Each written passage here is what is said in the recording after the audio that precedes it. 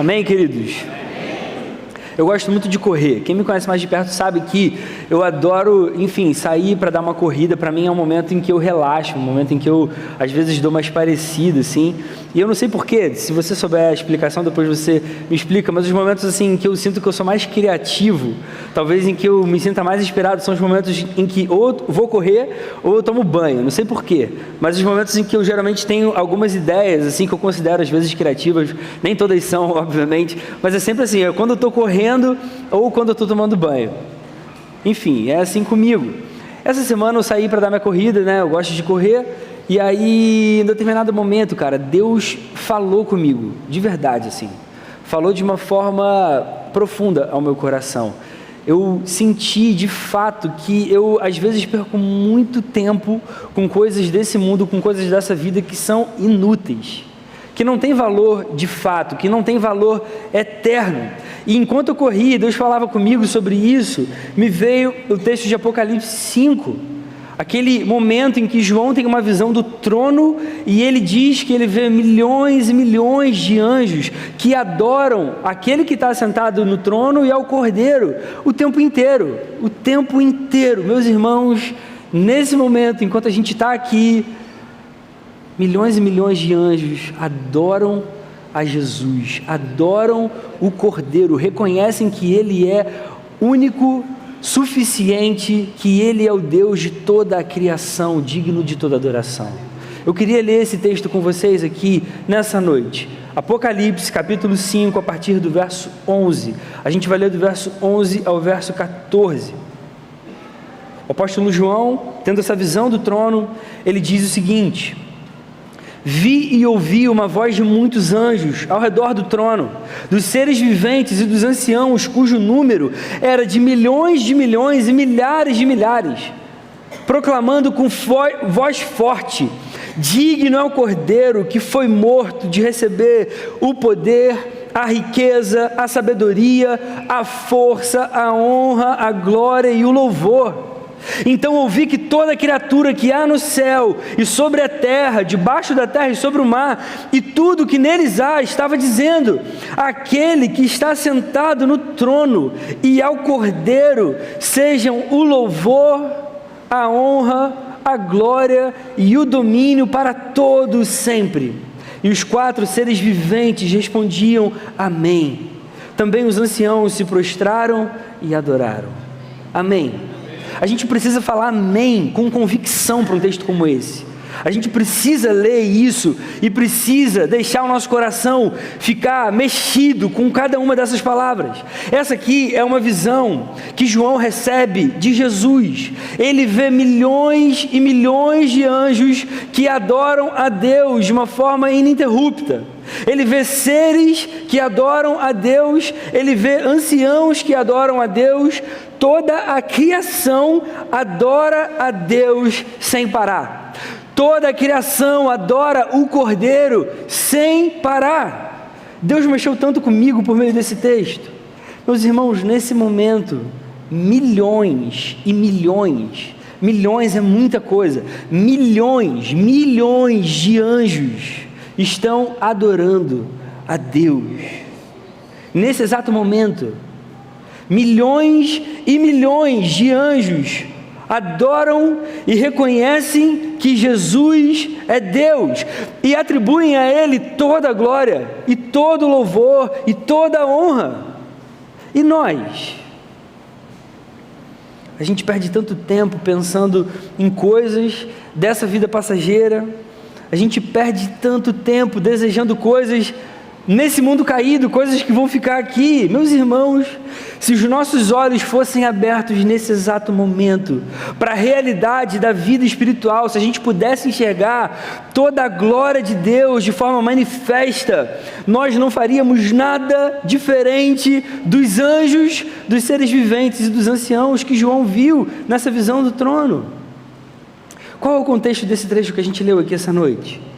A visão que João tem, ela começa com um relato de um livro que ele vê na mão direita daquele que está sentado no trono. O verso 1 desse capítulo 5, João começa dizendo assim: vi na mão direita daquele que estava sentado no trono um livro em forma de rolo, escrito por dentro e por fora, e selado com 7 selos. Quem é esse que está sentado ali no trono? É o Deus Pai. O Pai é esse que já está lá sentado no trono, e ele segura um livro em forma de rolo, e esse livro está escrito dos 2 lados, e está selado com 7 selos. A maioria dos estudiosos desse texto entendem que esse livro em forma de rolo, escrito de ambos os lados, é uma representação da história, que já está escrita, já está determinada por Deus. E também é o livro que contém as mensagens e as visões que vão ser desenvolvidas na sequência aqui, enquanto você lê o livro de Apocalipse, especialmente o capítulo 6 e o capítulo 8. Essa continuação da leitura aqui de Apocalipse vai mostrar para a gente o desenrolar dos acontecimentos que virão e o juízo de Deus sobre o mundo. Esse livro que está na mão direita de Deus ensina para mim e para você, queridos, que toda a história começa com Deus, está sob o controle de Deus e vai terminar segundo a vontade de Deus. Esse livro está escrito por dentro e por fora.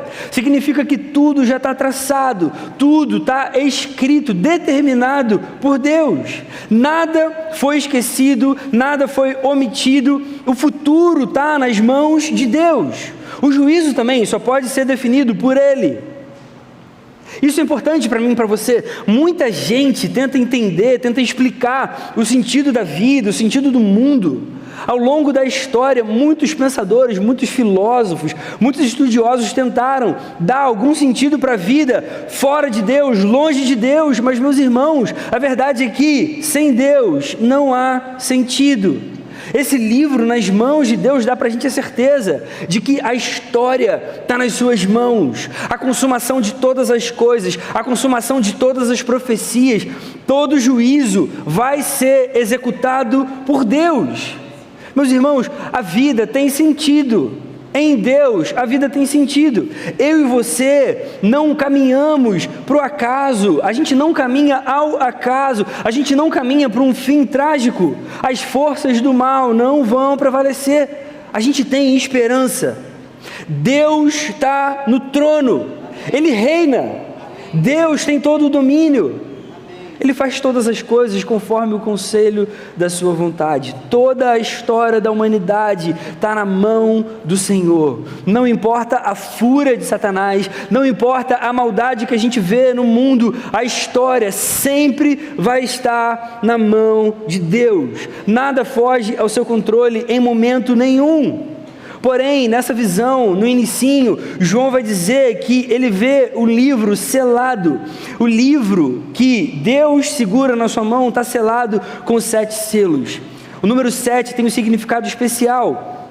No Apocalipse, significa completude, algo que é completo, totalidade. O livro com os 7 selos significa que ele está totalmente selado, totalmente fechado, completamente selado.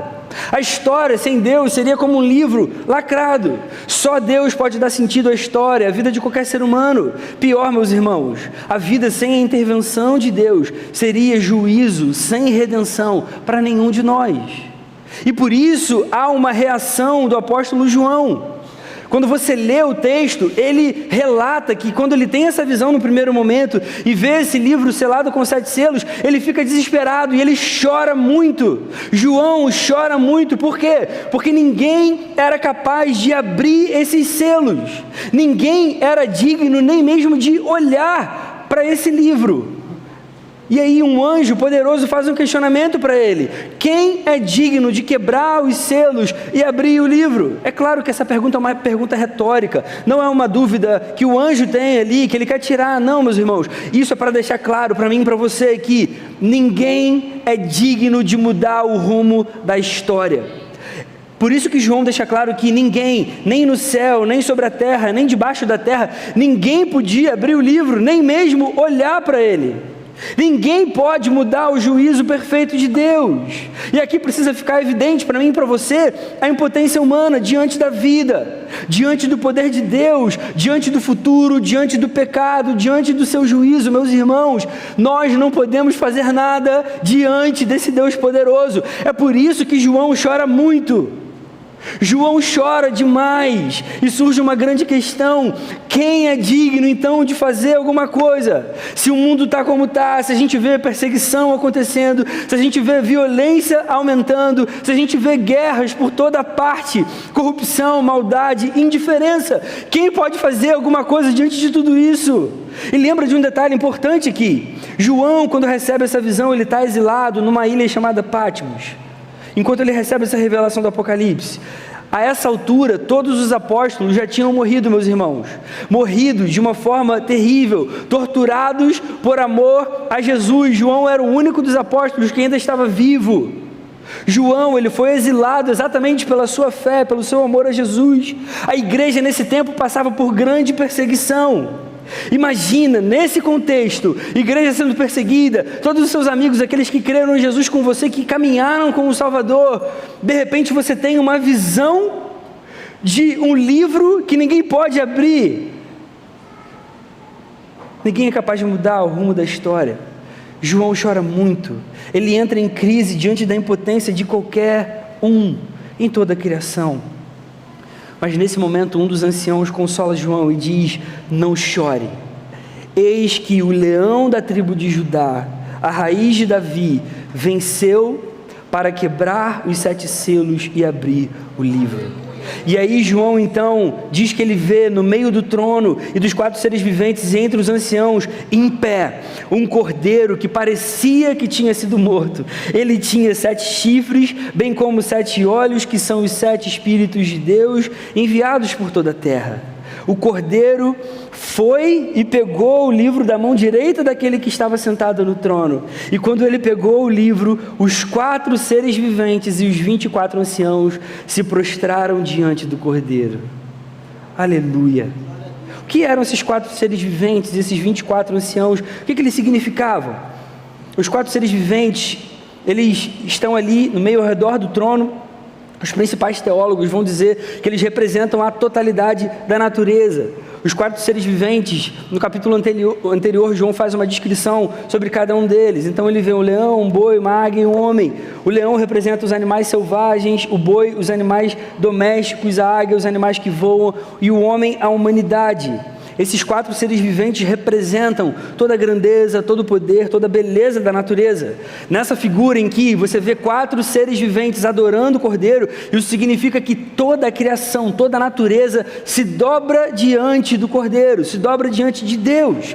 E os 24 anciãos, eles representam o povo fiel de Deus do Antigo e do Novo Testamento. Eles seriam a representação da igreja dos patriarcas das 12 tribos de Israel no Antigo Testamento e no Novo Testamento os 12 apóstolos de Jesus. Ou seja, eles são a totalidade do povo de Deus na história.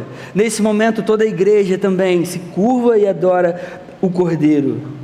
Isso é maravilhoso demais, irmãos. E é importante eu e você percebermos que os anciãos, eles não estão no centro, eles estão ao redor. Quem está no centro é o único e poderoso Deus, o Cordeiro perfeito. Ele reina sobre todos os outros tronos.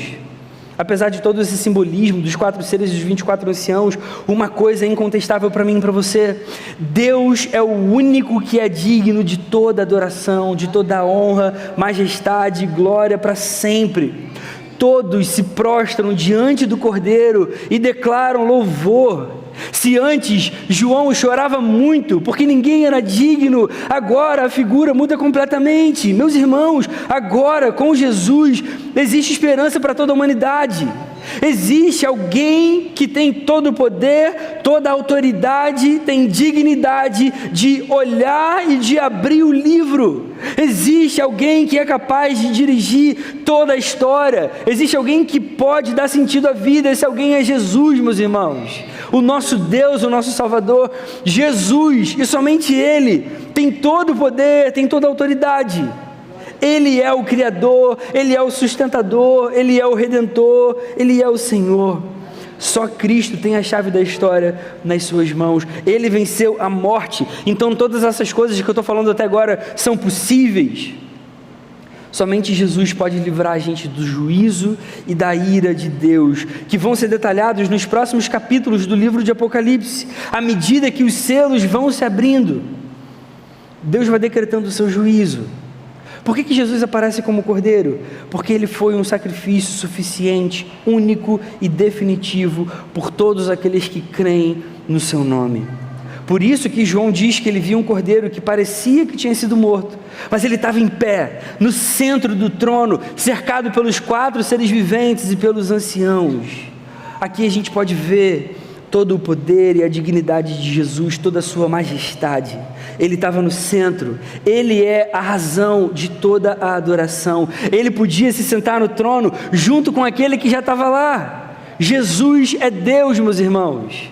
Jesus é Deus, é o nosso Deus, é o nosso Salvador, é o nosso Senhor. E é interessante que tem uma descrição, que ele tinha 7 chifres e 7 olhos, que são os 7 Espíritos de Deus enviados a toda a terra. O chifre, na cultura hebraica, ele representava força, poder. Então você falar que ele tinha 7 chifres, significa que ele tinha uma força completa, uma força total. Nada era capaz de se levantar contra essa força. E os 7 olhos, associados aos 7 Espíritos de Deus, é uma representação da onisciência de Jesus. Jesus tem a ciência de todas as coisas. A ideia aqui é dizer que o Cordeiro que era adorado, Jesus, ele tem todo o poder, ele tem todo o conhecimento sobre a vida, sobre a história e sobre todos os rumos dela.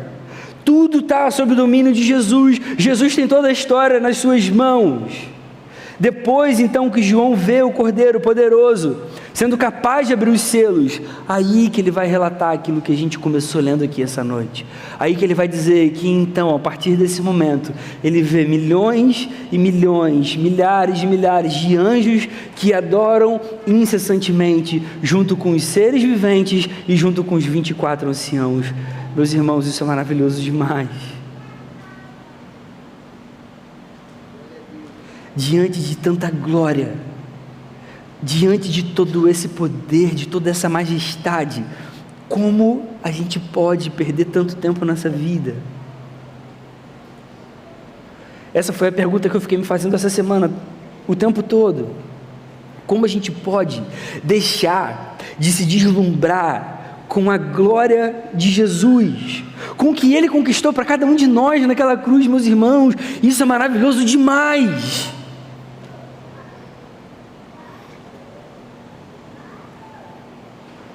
Esse texto precisa trazer deslumbre para o nosso coração mais uma vez. A gente precisa relembrar quem Jesus é, meus irmãos. Isso precisa voltar a encher o nosso coração de alegria, de temor e de prazer de fato. Quanta coisa maravilhosa que esse trecho aqui pode ensinar para a gente. Eu quero destacar 2 coisas aqui nessa noite. A primeira delas, toda a criação reconhece que Jesus é Deus. Toda a criação reconhece que Jesus é Deus. A Bíblia apresenta para a gente uma criação que é totalmente inclinada e destinada a exaltar toda a beleza, toda a grandeza, toda a glória do seu Criador. A simbologia da visão deixa isso claro para a gente. É por isso que João, na visão, vê uma voz de muitos anjos ao redor do trono, e ele diz, o número era milhões de milhões e milhares de milhares. Isso é muita coisa, é muito anjo adorando e exaltando o nome de Jesus o tempo todo, e sem parar, e proclamando com voz forte, digno é o Cordeiro que foi morto de receber o poder, a riqueza, a sabedoria, a força, a honra, a glória e o louvor. Toda a criatura que há no céu e sobre a terra, debaixo da terra e sobre o mar, e tudo que neles há, dizia sem parar, aquele que está sentado no trono e ao Cordeiro sejam o louvor, a honra, a glória e o domínio para todos, sempre. Toda a palavra ensina para a gente isso, meus irmãos, a respeito da criação. Os céus declaram a glória de Deus. O ser humano é a única parte da criação que responde de forma obstinada e rebelde ao seu Criador, em desobediência à sua voz. Os ventos fazem o que Deus deseja, os mares fazem exatamente o que Deus deseja, as montanhas fazem o que Deus deseja, os pássaros fazem o que Deus deseja, todos os animais fazem exatamente o que Deus deseja. Cada molécula de vida faz o que Deus deseja. Tudo o que tem vida reconhece o poderio de Cristo e obedece. Ao ser humano, Deus deu a liberdade de escolher o que fazer. E qual foi o resultado? Não, a gente não vai fazer o que você deseja. Eu quero viver do meu jeito. Eu quero tomar as minhas próprias decisões, da minha maneira. É por isso que a queda é uma tragédia, meus irmãos. A queda é uma tragédia justamente por permitir ao ser humano fazer aquilo que é contrário à essência da sua criação. Apocalipse dá para a gente um vislumbre do reconhecimento da criação, adorando e exaltando o Criador perfeito, único e verdadeiro Deus. A criação adora o Cordeiro que venceu a morte. Se toda a criação reconhece Jesus como Senhor e Deus, nós devemos fazer assim também. Eu volto a fazer a pergunta do início. Por que a gente perde tanto tempo com a nossa vida, como se ela importasse mais do que o Cordeiro? Por que a gente perde tanto tempo com coisas que são inúteis, com coisas que não têm valor eterno? Coisas que são passageiras, coisas que a gente não vai levar para a eternidade. Segunda coisa que a gente vai aprender aqui nesse trecho, aqui, diante da presença manifesta de Jesus, meus irmãos, a única resposta é adoração. Diante da presença manifesta de Jesus, a única resposta é adoração. Quando você lê de forma atenta o texto, você percebe que todos os seres contemplam o Cordeiro, anjos, criação, tudo aquilo que Deus faz. A gente não vê indiferença em ninguém, você percebe? Não existe indiferença em nenhum anjo, não existe diferença em nenhuma figura dessas. A gente não vê frieza, a gente não vê nenhum olhar neutro, tipo, e ali, um cordeiro? Ali, o cordeiro, que bonitinho. Meus irmãos, a visão é tão impressionante, Jesus é tão glorioso, Ele é tão sublime, que é impossível você olhar para isso e não ficar maravilhado como essas figuras aqui, e não prestar toda a adoração, toda a entrega. Você entende? O que acontece é impressionante demais, porque Jesus é impressionante demais, Deus é impressionante demais, é deslumbre, é maravilhamento, é adoração inequívoca, porque Ele é digno, meus irmãos.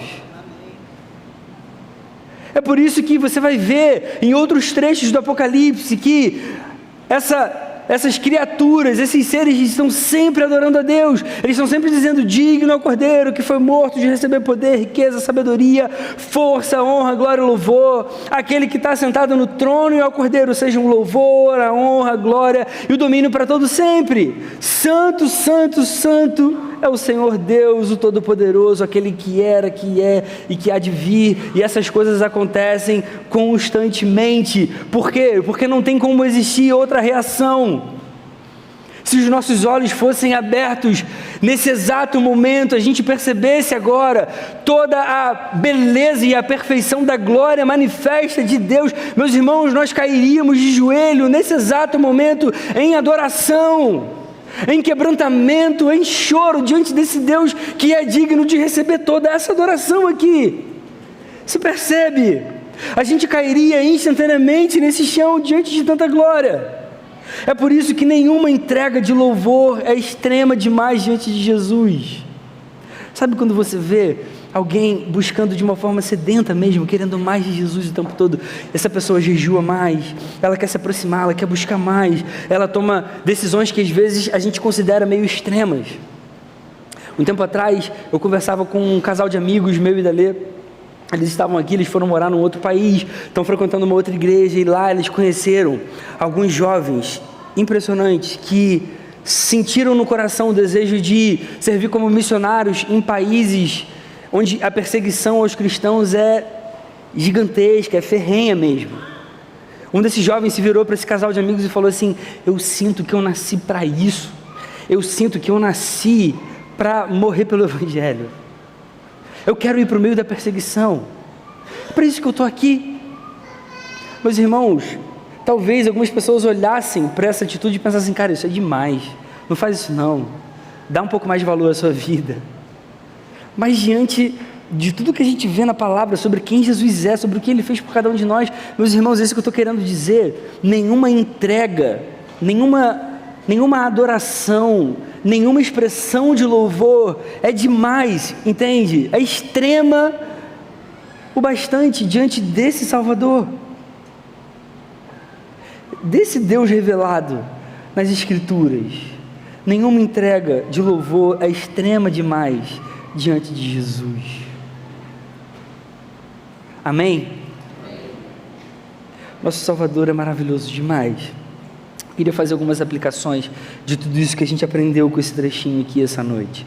Primeira delas, pare de perder tempo com coisas terrenas e sem valor. Pare de perder tempo com coisas que são inúteis, com coisas que são passageiras, que vão ficar nesse mundo. Esse mundo vai ser destruído em algum momento. O que realmente importa para Deus? É a sua própria glória. E como a gente já falou aqui em outros momentos, Deus nos fazer para a sua glória é exatamente um aspecto da sua bondade. Porque Ele é o que existe de mais excelente, de mais sublime, de mais maravilhoso.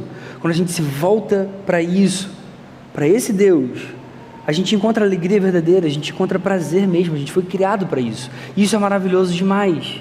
Isso é mais importante, meus irmãos. Isso é o mais importante. A gente precisa voltar a se preocupar com aquilo que Deus tem interesse. Quantas vezes a gente inverte essa ordem aqui? A gente tem os nossos interesses e a gente fica pedindo que Deus se preocupe com eles. A gente fala, Senhor, por favor, me ajuda aqui nisso que eu estou fazendo, nesse meu novo projeto, nesse meu novo plano. A gente se enche de coisas nesse mundo e a gente fica querendo que Deus venha e se preocupe com a nossa vida e com a nossa história. Meus irmãos, essa ordem está errada. A vida não se trata de você, não se trata de mim, a vida se trata de Deus, o Criador. Nós fomos feitos para Ele, você entende? Qual foi a última vez que a gente orou assim, Senhor, por favor, me ajuda a entender aquilo que realmente agrada o seu coração, para que eu possa fazer isso? Senhor, por favor, trabalha a minha vida, para que tudo que eu fizer, eu faça para te exaltar, Senhor. Me ajuda a pensar menos no meu futuro, me ajuda a pensar menos na minha vida, me ajuda a pensar menos nas coisas que eu posso conquistar nesse mundo, para que eu possa viver mais e mais para a sua glória. Essa é a ordem, meus irmãos. É assim que Deus deseja que a gente viva, porque a vida é para ser assim.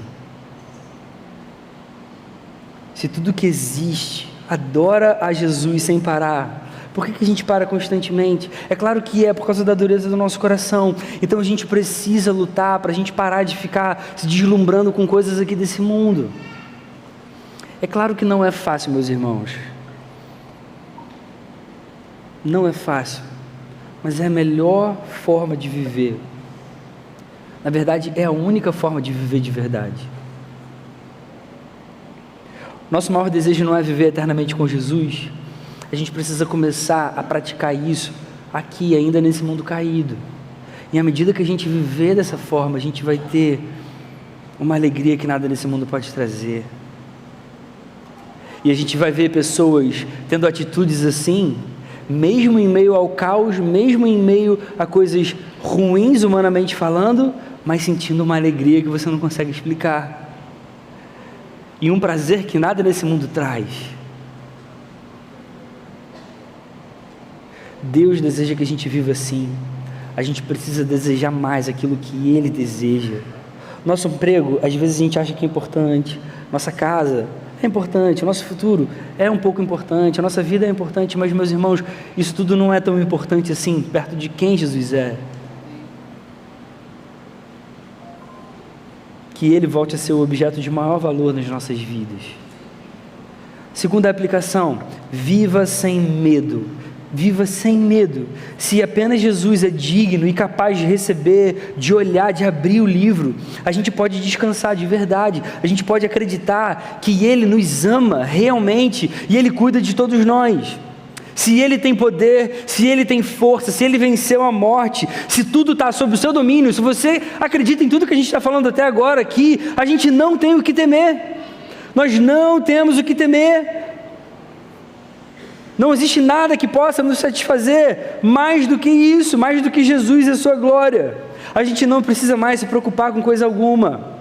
Jesus tem todo o poder nos céus e na terra. Ele tem todo o poder sobre tudo que existe, sobre tudo que respira.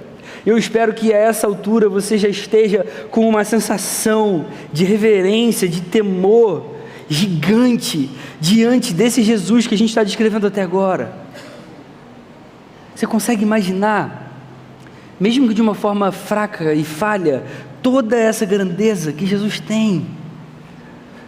Você consegue trazer para a sua mente, para o seu coração de alguma forma, tudo o que Jesus fez, o que Ele realmente representa, diante de todo o universo, diante de tudo aquilo que você pode imaginar? Você notou que toda a criação, todos os seres que vivem, toda a representação do povo de Deus, tudo isso reconhece e reverencia esse Jesus que a gente diz conhecer, esse Jesus que a gente prega semana após semana, que a gente louva aqui nesse lugar quando a gente se reúne para cultuar. Tudo foi criado por Ele, para a glória dEle.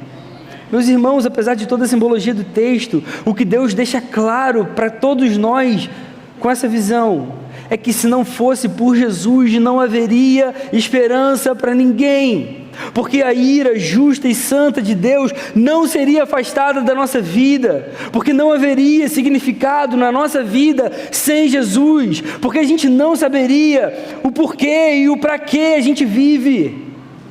Tudo acontece como acontece na visão, para mostrar para cada um de nós de uma forma clara, de uma forma certa e evidente quem é Jesus, o tamanho do seu poder e o quanto ele significa para todos os que creem na sua obra.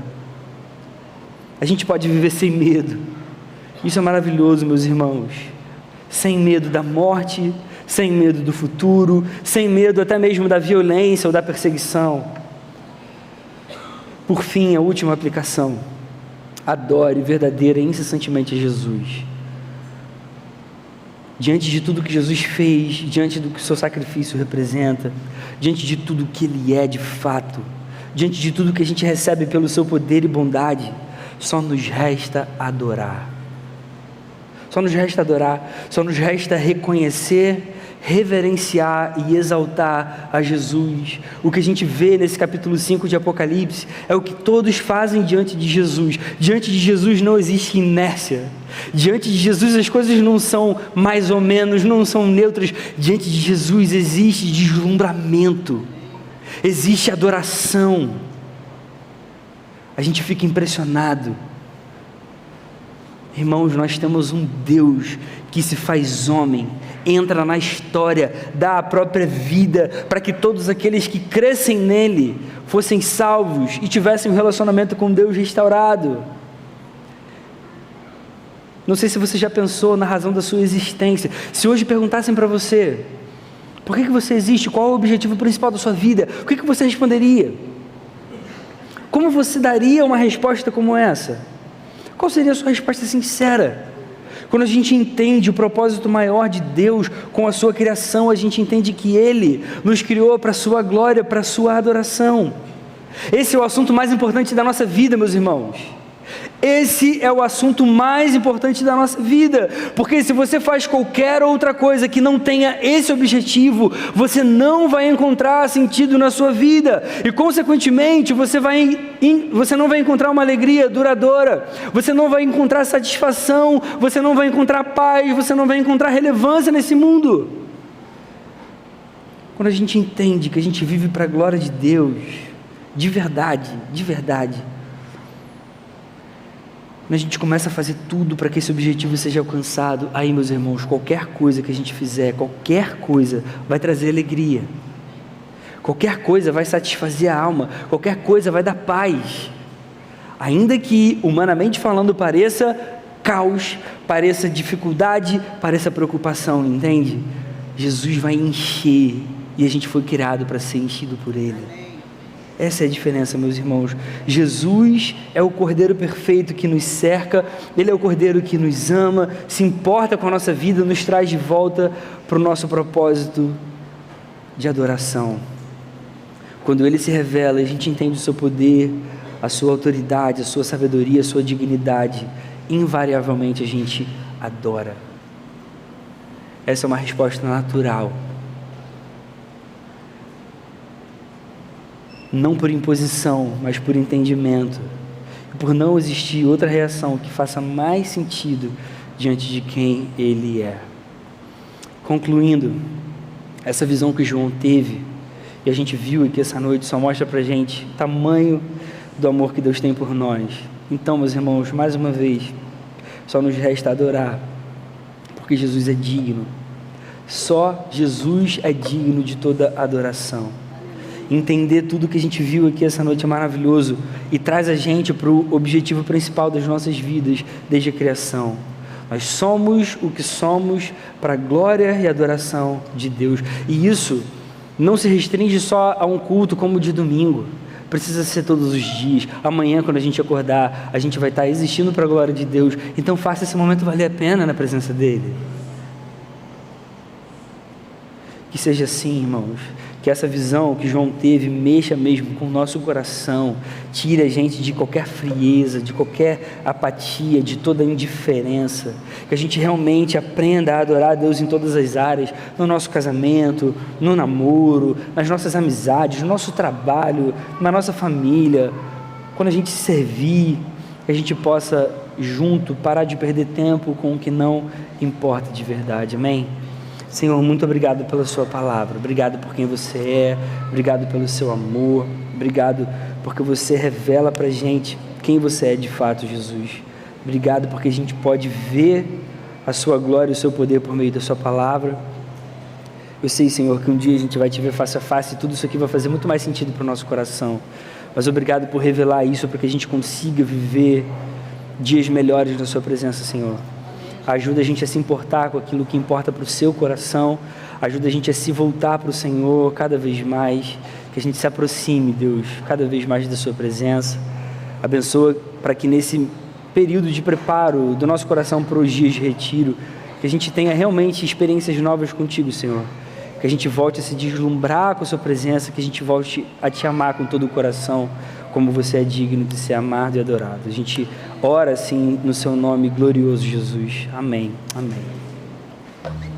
Queria convidar você a ficar em pé para a gente louvar com toda a nossa vida e a nossa alegria, amém? Se você entendeu tudo que foi pregado aqui essa noite, seu coração por algum motivo ardeu pela grandeza e a sublimidade de Jesus, adora com todo o seu coração, com toda a sua vida. Amém.